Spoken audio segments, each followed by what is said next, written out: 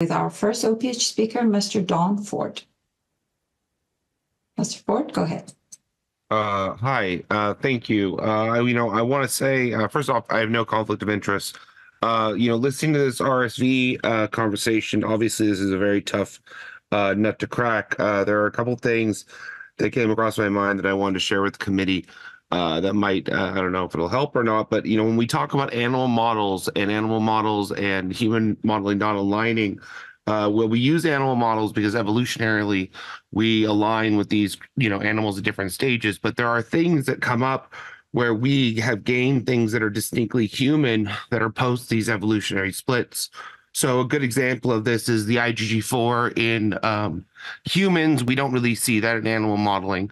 And when it comes to the mucosal system, we have no problem using mucosal vaccines on animals, but when we go to human trials, there are these huge problems. And I feel like when you're trying to look for a problem like this, it's kind of like looking for a needle in a needle stack. So identifying where the evolutionary shifts between animals might help you give a focus on where to identify where your animal modeling is coming up short.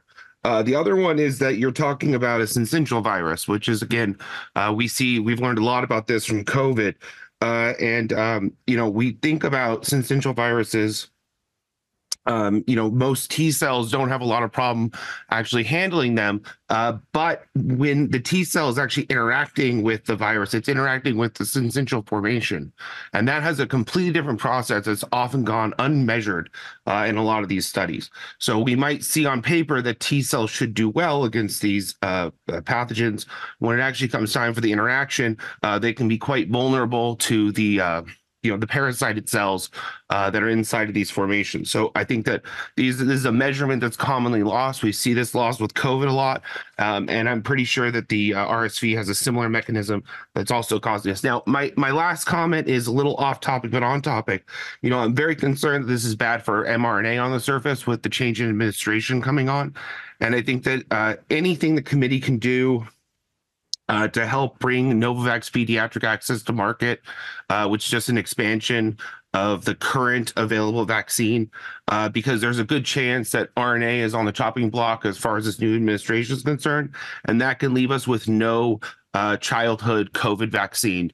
And there's a good potential we might see, pressure to not approve new vaccines in the first year or so, and that can put us all in a really tough position. So anything the committee can do or the committee members can do to facilitate that, anything there would be greatly appreciated. I know there's a lot of concern on the ground with people that this is going to be, there's going to be a pediatric COVID vaccine, and this would be a solution to that. A bunch of different ways. So thank you very much. That's all the time I need. Great. Thank you, Mr. Ford.